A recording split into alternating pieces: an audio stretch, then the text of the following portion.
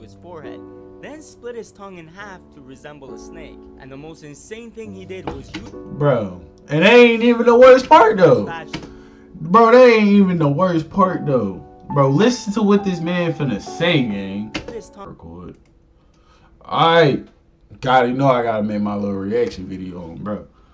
Hey, we got, you feel me, Nikko Jenkins, you feel me, the most dangerous inmate in the world. Now listen, I done seen bro before, you feel me, everybody done seen yo before, you feel me, but, you know, shit. I don't know why niggas be feeling like they bulletproof or wait. But no man is bulletproof, on boy. Your ass can feel these bitches. On bro, you can feel these bitches. And if you don't feel these bitches, you gonna feel this bitch. On bro. Man so dangerous that he's sentenced to 450 years in prison. A very manipulative and sinister individual who's a huge threat to the outside world and even a menace behind bars. This is the story of Nikko Jenkins. They say he a menace behind. Now look though. Now like, I could like. He really ain't no menace behind bars unless he's there like a trained kick fighter, nigga. Years ago, Nikko went viral all over the internet for his intimidating look and gained an online reputation of killing whoever looks at him. But how much of that is actually true, and what crazy thing has he done to be locked away for 450 years? Nikko's always had a troubled life. From a young age, he was a witness and victim of many traumatic experiences. I mean, just take a look at this guy's lineage. His family has wreaked havoc in Omaha for generations. Anyways, needless to say, 7 of his close family members, like his mother, father, 3 sisters, uncle, and cousin, are all felons. We'll get to what role all of them played in this soon, but just know that the worst boy, he come from a family of them bitches doing it. Constantly revisiting juvie and mental facilities, he was never able to control himself. At the age of 7, he brought a loaded .25 caliber handgun to his elementary school. And when he turned 11, he stopped regularly attending classes and was kicked out of group homes for getting into fights with everyone. And by the time he was 13, he pretty much got a taste of what it was like to stab someone. Pretty much? How you pretty much get a taste to stab somebody? Oh, did he stab you or did he not? I'm a little confused. I was 13, I didn't even know how to cut an apple. I ain't gonna lie. When I was 13, I ain't gonna lie. Before I was 13, I probably was like 11. Man, I met a nigga, his ass told me he stabbed his mama boyfriend. I was, huh? Bro, everything I love, boy, this nigga pulled up the news article and all, boy, this nigga stabbed his mama boyfriend. Nigga, I'm 11 years old, nigga telling me this. I'm like, what? I was a crazy shit ever, nigga, gonna, bro. That's how, like, niggas should have known what was gonna happen when niggas grew up and shit. I mean, shit. Niggas was doing shit like this as kids.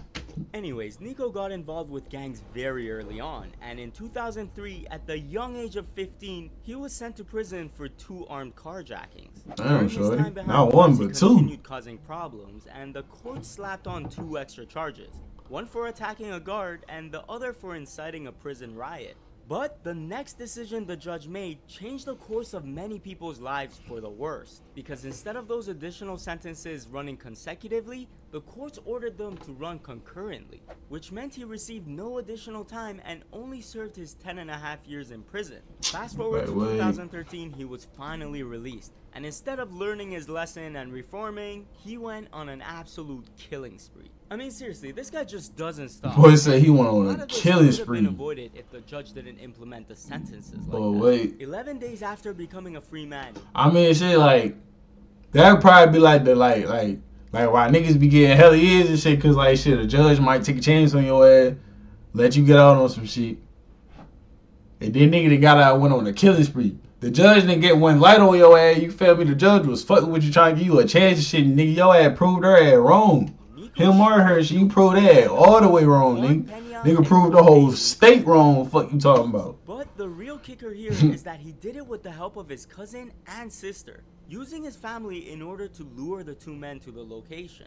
Both individuals were I mean, shit, that is the number one way a motherfucker gonna go with some females on, bro. Shot in the head. The number one cause of everything. Now, it doesn't stop there, because 8 days later, he shot and murdered one of his old prison buddies, Bradford. What's weird is that a day prior to the incident, these 2 took a picture together. It's like, you can't even trust your own friends anymore. Anyways, the motive was simple. Nikko's sister believed Curtis's friends were responsible for shooting up their house 6 months prior. So the siblings set up a trap for Curtis and lured him under the impression that they were gonna rob someone else. But instead it turned out to be a hit on him. A couple of days go by and Nikko's back at it again. This time pulling over a random SUV and shooting a woman 4 times. Damn. The victim was a mother of 3 by the name of Andrea Kruger. Boy, cruddy as hell, ain't he? A member of his family was involved. This time it was his uncle Warren Leverick. So we have his sisters. Boy, this nigga whole family getting active, ain't they? But there was actually one more person. His mother, Lori My Jenkins. dukes. She was the one who bought him the ammo in the first place and My knew about dudes. everything that happened. My dudes, like, listen, let me tell you like this, man. Shout out to all the mamas out there. Even though my dukes wasn't doing the right thing, my duke's always gonna be there for her son, bro. I'm trying to tell you. Not too long after, My Nikko Duke's was gonna always finally be there. arrested due to an unrelated threats charge. And as investigators put 2 and 2 together, they realized that the murders were all linked to him. I got you. What do you mean you got me? I got your Wait. DNA at the murder scene. I got your DNA in the car. Sir. I got the weapon. Damn. I got Nikko Jenkins. Damn, that boy just went in there and hit. Boy, you know he practiced that shit, and he practiced that shit the whole night. He practiced that shit the whole night. At the murder scene. I got your DNA in the car. Ooh. Sir. I got the weapon. Ooh. I got Nikko Jenkins. Ooh. Boy, yeah, sure. Doesn't mean it was over. Hell As no. he quickly began his tirades behind bars.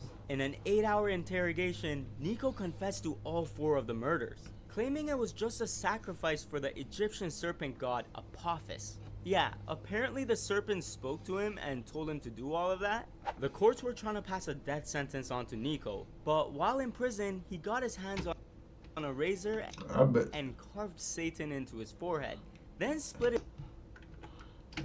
He got his hands on a razor and he cut Satan into his forehead. Oh, I thought you was gonna see it. Carved Satan into his forehead. Then split his tongue in half to resemble a snake. And the most insane thing he did was use a guard's badge to destroy his... Yeah, he was trying to make his dick look like a serpent. Anyways, all of his actions raised eyebrows as it made him seem... Bro. Hold on. We can't just get past this shit. But while in prison, he Bro. got his hands on a razor and Nigga said he carved Satan into his forehead. Then split his tongue in half to resemble a snake. And the most insane thing he did was use... Bro. And that ain't even the worst part though. Bro, that ain't even the worst part though. Bro, listen to what this man finna say, gang. Split his tongue in half to resemble a snake. And the most insane thing he did was use a guard's badge to destroy his... Yeah. What are you doing in that bit, my brother? What are you doing? I understand you in jail, you feel me? And your ass don't need that bit because your ass got 450 something years, nigga. But what is you in there trying to slice your motherfucking ass for, nigga? What is you doing? Hell, boy, I know that bit hurt, nigga, and that bit bored, nigga. Your ass nigga already a book, nigga. Go do some push-ups, nigga. Shit. Look like a serpent. Niggas in that bit trippy. Actions raised eyebrows as it made him Hell no. Because no one in the right mind would do something like that. Hell no, ain't nobody in their damn right mind to do some shit like that, boy. Fuck wrong with you, dummy? Your ass geeking. At the prison about how Jenkins even got the razor in the first place. The warden stated that he didn't know how he got them and said he couldn't guarantee it would happen again. I mean, it's a known fact that inmates always smuggle things into prison and have access to a lot of stuff they shouldn't. But you're telling me that they couldn't even stop a man that was in solitary confinement for 23 hours of the day while he was being checked up on every 15 minutes by a guard and had a camera placed in his cell? Not to mention he wasn't allowed to interact with other prisoners. On one other occasion, he even managed to grab a set of 7 handcuff keys and swallow them. Just taking one look at this guy and hearing about the stuff he did, bro, that's what I'm saying. Like, y'all was letting this man do that shit to y'all. While knowing about his family and past, it's easy to assume that the justice and health system failed him. But boy, y'all was letting this shit happen. Card here. Because you see, after being evaluated by multiple state psychiatrists, they all came to a conclusion that Nikko was just faking his mental problems. Despite his barbaric behavior, they believed that he was extremely cunning and knew very well that if he was deemed insane or incompetent, then he could get away from his death penalty and be placed in a psych ward instead. The man was essentially fighting for his life at that point, and due to these circumstances, the court cases were delayed and there was a brief period of time where it looked like Nikko was about to escape from his ultimate punishment. Not fit to face the death penalty. A ruling today changes the next step in the case of convicted killer Nikko Jenkins. The death penalty is not a sentence. Bro, if you cutting your motherfucking, you film your motherfucking part, nigga. Then your ass already mentally insane, nigga. What the hell? For the man convicted of killing nigga, that's wild, nigga. That's fucking crazy, nigga. On the bro. That's wild as hell, nigga. Don't come around him. Don't any nigga who do it act like that, be on some shit like that, and don't come around me, nigga. That shit's final decision. That shit's wild as hell, nigga. Was if all three judges agreed unanimously to hell no. Therefore, this panel finds that the death penalty is appropriate, should be, and is hereby given for each of the 4 murders by the defendant. It was finally official. After many years of terror, one of the most cold-blooded criminals was finally getting what he deserved. Now, even if he didn't get the death penalty, he would still have to serve 450 years in prison. And with that being said, so he still had life. Was a heavy one. So what are your thoughts on Nikko Jenkins? Man, his ass still had life. Like, that shit crazy though, shorty. Like, nigga, y'all niggas need to go motherfucking pick everybody up in that bloodline and go check their ass.